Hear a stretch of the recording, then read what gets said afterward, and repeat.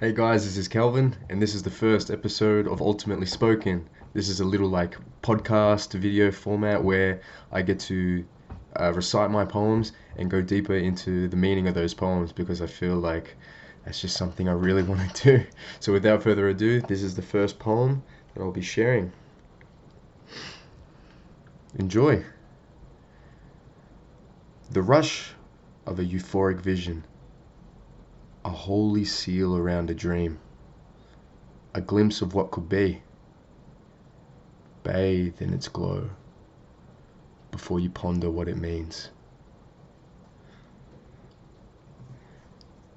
Yeah, it's so easy to get caught in that search, looking for something to really settle your mind, that place, that destination where everything is just working and feeling right.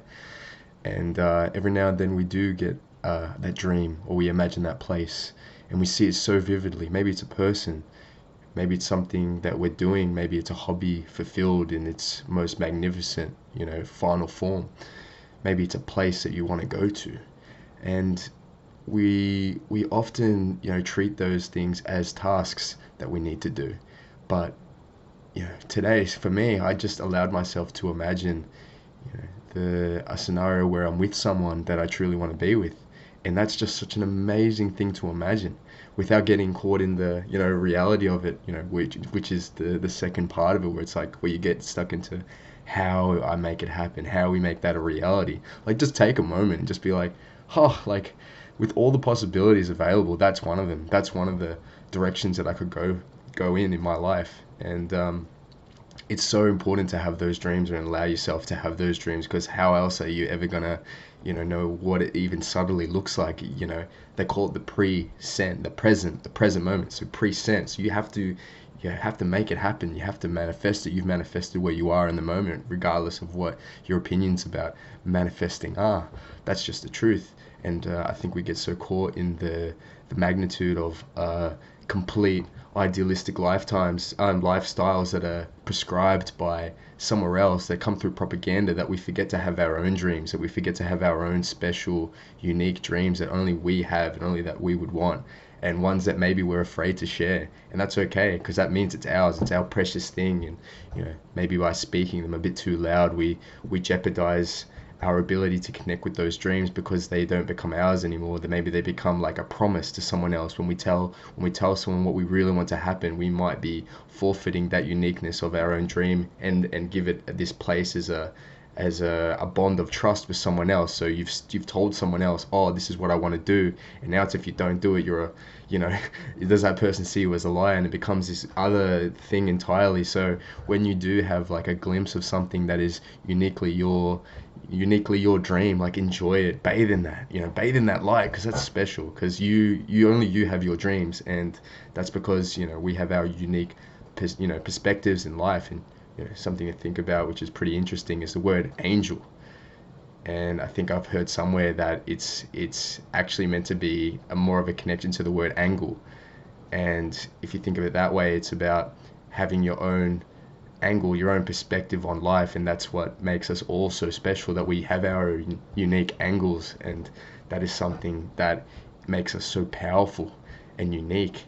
And you can say those words again and again. Yeah, sure, you need to reference your connection in the web of life. Like, that is not something that needs to be denied. But when you look out the window, when you hit your bed at night, there are always those we seem to dream more about the hassles coming to an end, when finally that thing that we need to do is done, when we finally get a breath to, like, not worry about those things anymore. But we're always going to have a foot in that world, because there needs to be that order in your life to have larger dreams. You need to create a foundation of something, and that's the privilege that our modern society gives us. It's this cohesive, very simple narrative. And although it's getting a bit too simple, and what I mean by that is, it's just consume, break things to make bigger things, and you have more things to have more things. And then when we have the more when we have more things, it'll be good, which is a very easy easy to grasp, but easy to understand. If I have more carrots, I'll be happier. If I have bigger house, I'll be happier. If I have faster car, like, they're all based on, yeah, numerical values. Having the more money, all that stuff, having more beauty, more partners, more kids, more, whatever it is for you, more status. And that's very simple. It's a very good, like, it provides support. And the whatever your dream is, even if it's to be an artist, what does that mean? Does it mean have one piece of art that makes you the incredible artist, or would you like to have a couple? It's like if you have a couple, then you're good. And that's where it becomes a bit more abstract, and that's when you can start pondering like what your dream entails. So for me, for example, my dream is to have a way of sustaining myself through my art. And in a way, I'm doing that, even though I'm not working as an artist per se. I am able to create art and still live um, within this realm that we exist in, and that's incredible. What it'll manifest as in the future, I'm not too sure, but it's about trying to imagine what that means. And I'm allowed to have that dream of living in a van and selling my art through my van, because all I need to create my art is paper and a pen, and it's or to perform music through a van. It's everyone's got their things that they wonder if they can do, or maybe they don't. And this is just a reaching out to you, whoever is watching this, and wondering if you've made it this far. Congratulations. Like, hopefully I've given you some value in this rant. But yeah, it's like, find that thing that you can do endlessly. And we live in an age with so many resources, and if there was ever a chance to, or ever a time to make a living through doing what you love, it's now. And that means, first of all, discover what you love doing. And it's beyond having free time to ponder. Like, that's everyone has that. Everyone has that time, like, whether they use it to ponder TV shows, music, movies, uh, drinks, fires, food, whatever it is. Like, we have these plenty of time to ponder. And that isn't what, although it is nice to like enjoy those moments. I'm not trying to discount those moments. We have to enjoy the things we do as well. We don't have to, but it helps if you can, find a hobby, or I start to identify more with becoming a master at a particular craft. And that takes experimentation, it takes risk taking, and that's up to an individual. Like, that's something that can't be prescribed. So if one day, I was to hopefully make it, and I don't even know what I'm saying what it specifically means. And that's why the dream is so fun, because it's like, this, I'm trying, like, that's something I imagine that I can live in that way. And it's about building that way there. It's like, it doesn't exist yet, and that's why you have to create it. And yeah, just, and that, yeah, so that, tying it back to the poem, it's about enjoying those dreams, enjoying those moments where you actually can imagine a life somewhere else. But before coming back to reality. And you know there's always uh, there's always more we can do to appreciate the moment. But if we're going to wonder about what was and what could be, why not get excited about something that could be, and having that as a motivation, for what we do, a more extravagant destination than house, kids, wife, husband. Not that there's anything wrong with that, but we can create these. We can create these. We're allowed to dream big. Anyone who holds themselves back because they think their dreams are too unrealistic, like, that's on you. No matter how many people tell you your dreams are unrealistic, or it's probably you telling yourself they're unrealistic more than anyone, because you're with yourself the most, and you have to take responsibility for your own beliefs. If you're not taking responsibility for your beliefs, that's a tricky road. But I think everyone's working on that at the same time, and that's why it's such an incredible time to be alive. We're coming out of this age of prescribed lives and realizing that it's limitless, it's infinite, and we're the ones with the pen in our hands, and we get to take it where we want it. Hold the wheel, put your foot on the accelerator, drive it around, and see where it takes you. And it's not overly optimistic at all. If you think it's overly optimistic, it's a dream.